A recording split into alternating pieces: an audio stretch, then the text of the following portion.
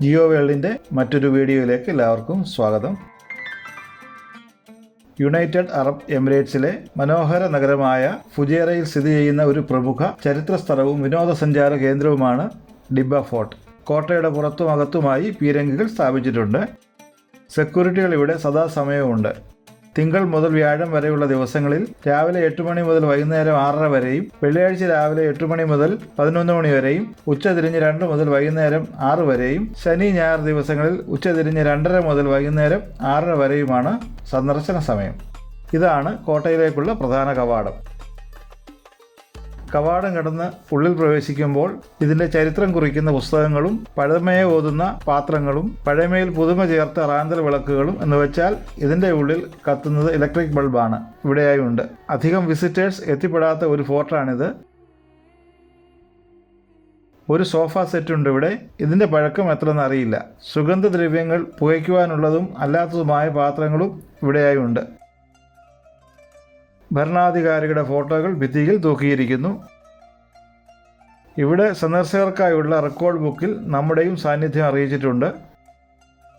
ഈ ഫോർട്ട് പ്രദേശത്തിൻ്റെ സമ്പന്നമായ പൈതൃകത്തെയും സംസ്കാരത്തെയും പ്രതിനിധീകരിക്കുന്ന ശ്രദ്ധേയമായ ഒരു നാഴികക്കല്ലാണ്. ഇവിടെ ഈന്തപ്പനകൾ നട്ടുപിടിപ്പിച്ച് സംരക്ഷിച്ചു പോരുന്നു. വളരെ ചരിത്ര പ്രാധാന്യമുള്ള ഒരിടം കൂടിയാണ് ഈ ഫോർട്ട്. ഇത് 16-ാം നൂറ്റാണ്ടിൽ നിർമ്മിച്ചതാണെന്ന് വിശ്വസിക്കപ്പെടുന്നു.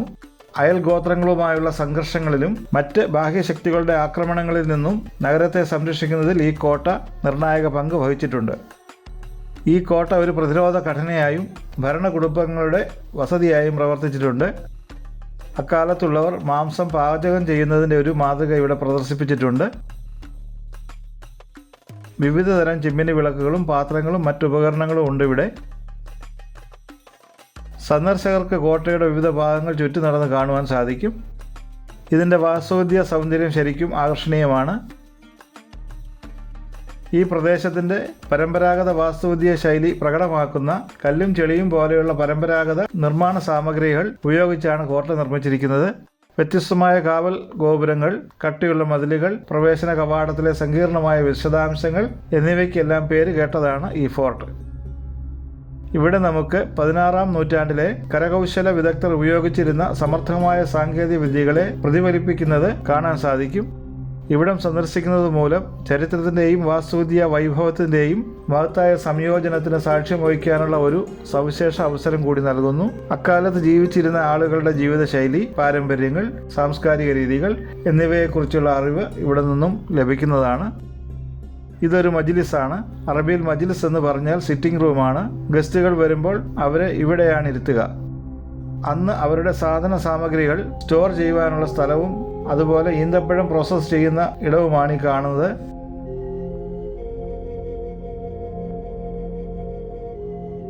ഈ സ്റ്റോർ റൂമിൻ്റെ മേൽക്കൂര ഉരുളൻ തടിയും ഈന്തപ്പനത്തണ്ടും പ്രത്യേകതരം പുല്ലും ഉപയോഗിച്ചാണ് നിർമ്മിച്ചിരിക്കുന്നത്. ഇവിടെ പ്രോസസ്സ് ചെയ്യുന്ന ഈന്തപ്പഴം കേടുകൂടാതെ വർഷങ്ങളോളം സൂക്ഷിച്ചു വെക്കാൻ സാധിക്കും. വാച്ച് ടവറിൻ്റെ മുകളിൽ കയറുന്നതും ഇറങ്ങുന്നതും ഒരു ടാസ്ക് തന്നെയാണ്. 2 അടിയോളം ഉയരമുണ്ട് ഓരോ പടവുകൾക്കും. ശത്രുക്കൾ അനായാസേന ഇതിൽ കയറാതിരിക്കാനായിരിക്കും ഇങ്ങനെ ഉണ്ടാക്കിയിരിക്കുന്നത്. ഒരു പ്രാവശ്യം കയറി ഇറങ്ങിയാൽ നമ്മുടെ കാലുകൾക്ക് വേദന തുടങ്ങും. ഇവിടെയും മേൽക്കൂര മുമ്പ് പറഞ്ഞതുപോലെയാണ് ഉണ്ടാക്കിയിരിക്കുന്നത്.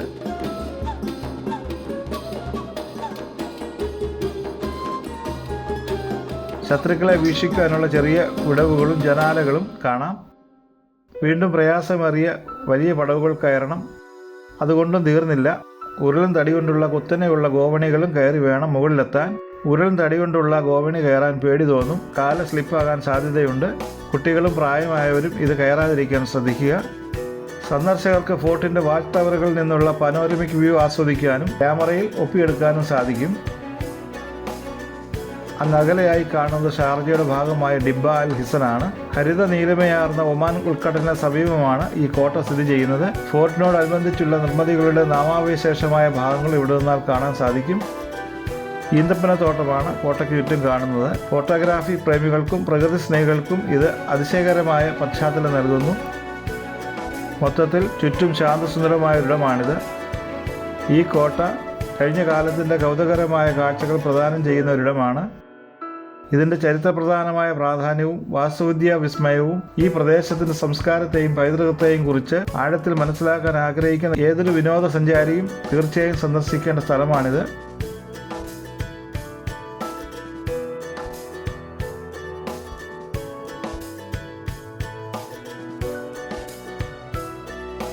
ഇനിയും കയറിയതുപോലെ പ്രയാസപ്പെട്ട് വേണം താഴേക്ക് ഇറങ്ങാൻ.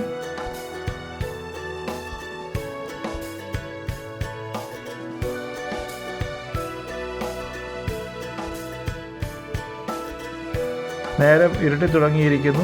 വളരെ വർഷങ്ങൾ പഴക്കമുള്ള ഈന്തപ്പനകൾ ഇവിടെ സംരക്ഷിച്ച് നിർത്തിയിട്ടുണ്ട്.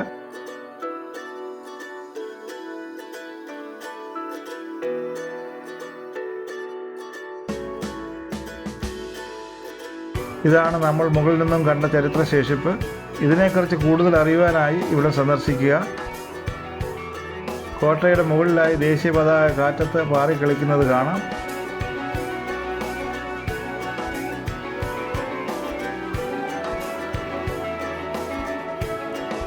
കോട്ടയ്ക്കുള്ളിലെ ഈന്തപ്പനത്തോട്ടത്തിലൂടെ ഞങ്ങൾ മുന്നോട്ട് നടന്നു. ഞങ്ങൾ ഇവിടെ വന്നപ്പോൾ വൈകുന്നേരം 6 മണിയോളമായി. 6:30 കോട്ട അടയ്ക്കും. അതുകൊണ്ട് ഞങ്ങൾ വേഗം കണ്ടിട്ട് വെളിയിലിറങ്ങി. ഇവിടെ സ്ത്രീകൾക്കും പുരുഷന്മാർക്കുമായി പ്രത്യേക നല്ല വൃത്തിയുള്ള ശൗചാലയങ്ങളുണ്ട്. സുഹൃത്ത് സൈനുദ്ദീനും കുടുംബവും ഇവിടെ അടുത്താണ് താമസിക്കുന്നത്. അതുകൊണ്ട് അവരോടൊപ്പം ഞങ്ങൾക്കും ഇവിടെ സന്ദർശിക്കുവാൻ സാധിച്ചു. ഈ വീഡിയോ ഇഷ്ടപ്പെട്ടാൽ ലൈക്കും കമൻറ്റും ഷെയറും ചെയ്യുക. ആദ്യമായി കാണുന്നവർ സബ്സ്ക്രൈബ് ചെയ്യുന്ന കാര്യം ഒന്ന് പരിഗണിക്കുക. എല്ലാവർക്കും നന്ദി, നമസ്കാരം.